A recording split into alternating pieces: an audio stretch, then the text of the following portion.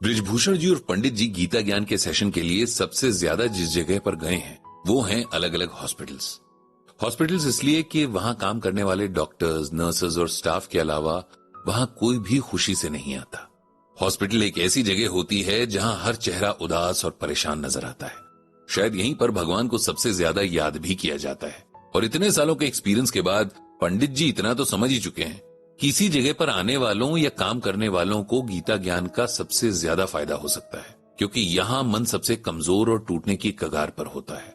इसीलिए अगर गीता ज्ञान की समझ हो तो लोग इन मुश्किल हालातों से खुद को और अपने आप को संभाल सकते हैं। कुछ दिनों पहले पंडित जी को एक बहुत बड़े प्राइवेट हॉस्पिटल से गीता ज्ञान सेशन के लिए इनवाइट आया था। हॉस्पिटल के मैनेजमेंट से सौमित्र नाम के एक ऑफिसर ने उनसे कांटेक्ट किया था। वे चाहते थे कि पंडित जी उनके यहाँ लगातार 3 दिन तक हर रोज 2 घंटे का सेशन दें। पहले दिन नर्सिंग स्टाफ को, दूसरे दिन डॉक्टर्स को और फिर तीसरे दिन एडमिनिस्ट्रेटिव स्टाफ को गीता ज्ञान देने की रिक्वेस्ट की गई थी। हॉस्पिटल वैसे तो पंडित जी के घर से काफी दूर था, लेकिन सौमित्र की बातों में इतना अपनापन और ह्यूमिलिटी थी कि पंडित जी मना नहीं कर पा रहे थे। सरला जी ने जरूर थोड़ा ऑब्जेक्शन किया था कि पंडित जी अभी वायरल इन्फेक्शन से ठीक हुए हैं और उन्हें काफी वीकनेस है, इसीलिए 3 की जगह एक ही सेशन रखा जाए, वो भी अगर इतना जरूरी हो तो।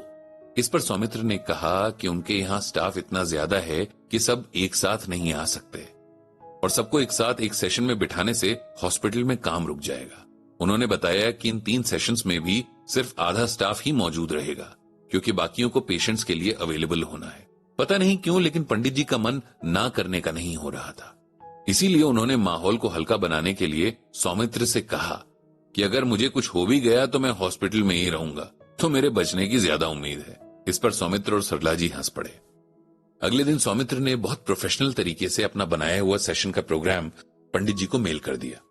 2 घंटे के प्रोग्राम में कब, कैसे और क्या होगा इसकी डिटेल्स मौजूद थी, जैसे कि कब पंडित जी को लेकर कैब हॉस्पिटल पहुंचेगी, कब प्रोग्राम शुरू होगा, यहां तक कि किस किस के सवाल उन्हें अपनी स्क्रीनिंग के बाद पंडित जी से पूछने लायक लगे थे, उसकी भी डिटेल्स मौजूद थी। पंडित जी को सिर्फ अपनी बात कहनी थी।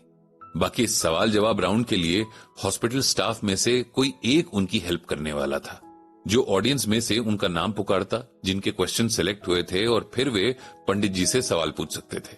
ये सब पढ़कर पंडित जी थोड़े अनकंफर्टेबल से हो गए थे। इस तरह का सेशन उन्हें बहुत आर्टिफिशियल सा लग रहा था। पहली बात तो वो कभी भी कहीं कुछ पढ़कर या रटकर नहीं जाते थे। दूसरा, उन्हें लगता था कि हर किसी का सवाल इंपॉर्टेंट होता है। बेशक हमें लगे कि ये तो बहुत मामूली सी बात है, लेकिन किसी के लिए वही मामूली बात बहुत बड़ी प्रॉब्लम हो सकती है। पंडित जी ने सौमित्र को कॉल किया कि उन्हें कुछ डाउट्स हैं। सब कुछ प्लान्ड वे में करना सौमित्र की अच्छी आदत है और वे उसे अप्रिशिएट भी करते हैं, लेकिन उन्हें सेशन में नेचुरल रहना पसंद है। वे इसे किसी लेक्चर की तरह नहीं लेते हैं, बल्कि आपस में 2 वे कम्युनिकेशन की तरह लेते हैं। इससे ऑडियंस भी खुश होती है और उन्हें उनके आंसर्स भी मिल जाते हैं।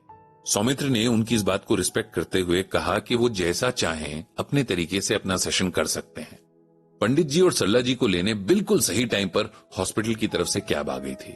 वे दोनों ये देखकर हैरान थे कि सौमित्र उन्हें खुद लेने आए थे। हॉस्पिटल पहुंचकर भी मैनेजमेंट के टॉप लोगों और स्टाफ ने उनका बहुत अच्छा वेलकम किया। फिर जरा भी टाइम वेस्ट ना करते हुए सौमित्र पंडित जी और सरला जी को लेकर ऑडिटोरियम की तरफ बढ़ गया। पूरा ऑडिटोरियम भरा पड़ा था। पता चला कि हॉस्पिटल की जो 2 ब्रांचेस इस शहर में हैं, दोनों का नर्सिंग स्टाफ वहां जमा था। सौमित्र ने पंडित जी और सरला जी का इंट्रोडक्शन दिया, जिसके बाद सरला जी तो नीचे गेस्ट के लिए रखी हुई सीट पर बैठ गई और पंडित जी ने हॉस्पिटल मैनेजमेंट के साथ वहां मौजूद सभी नर्सिंग स्टाफ को धन्यवाद देते हुए सेशन शुरू किया।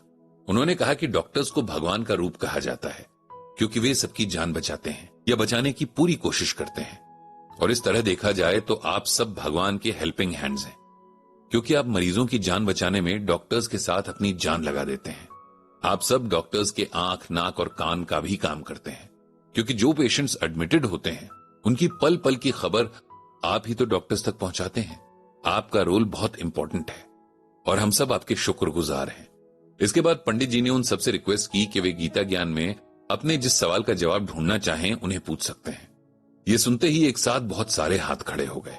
अब पंडित जी ने कहा कि मैं जानता हूं कि आप सबके सवाल बहुत जरूरी हैं, इसीलिए हम कोशिश करेंगे कि आज जितना हो सके उतने सवाल लें, और बाकी जो रहा उन्हें मैं अपना ईमेल आईडी दे दूंगा।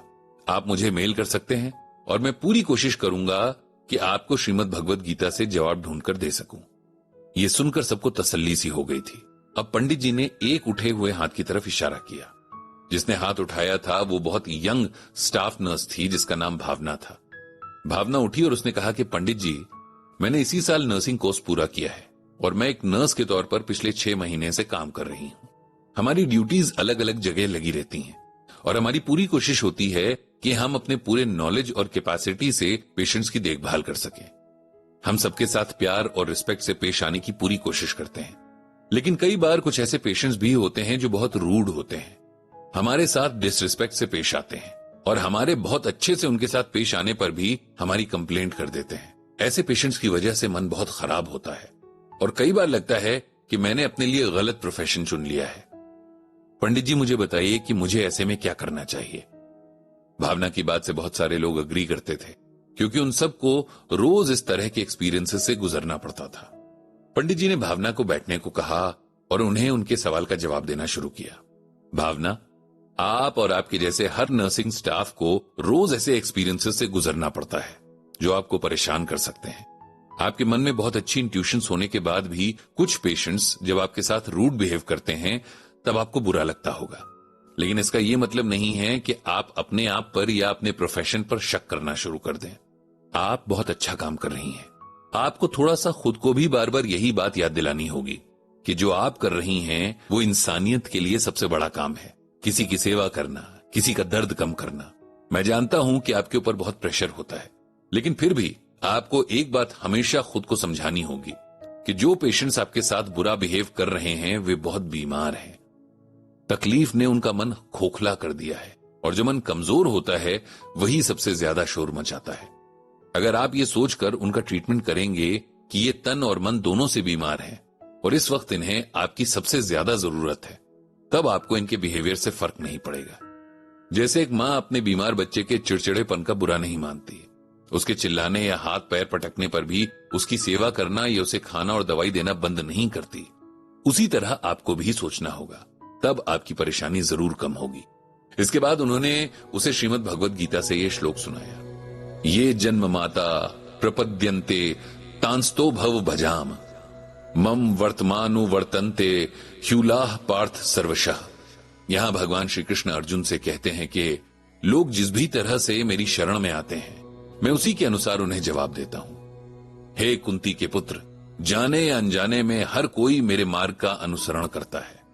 इसे सिंपल वर्ड्स में ऐसे समझिए कि यहां जो जैसा करे, अगर वो जानबूझकर करे तो उसके कर्मों के खाते में वो दर्ज होता है और उसे उसका फल जरूर मिलता है। हर कोई अपनी आत्मा की प्रेरणा पाकर अपने कर्म करता है, इसीलिए हमें बस अपने कर्मों का ध्यान रखना है। दूसरों के हिसाब से या सिचुएशन के हिसाब से नहीं, अपनी अंतरात्मा के हिसाब से भगवान की ओर जाने वाले रास्ते पर चलना है। अगर हम सच्चे दिल से मानते हैं कि बीमार को ठीक करना, उसकी सेवा करना हमारा फर्ज है, तब वो जो कुछ भी करे हमें उससे फर्क नहीं पड़ना चाहिए। हमें हमारा नेचर नहीं बदलना है। इस जवाब से भावना को बहुत अच्छा लगा। फिर पंडित जी ने अपने अगले सवाल के लिए सबकी ओर देखा। अस्पताल में और आगे क्या हुआ ये आप जानेंगे अगले एपिसोड में, तो सुनते रहिए कुकू FM।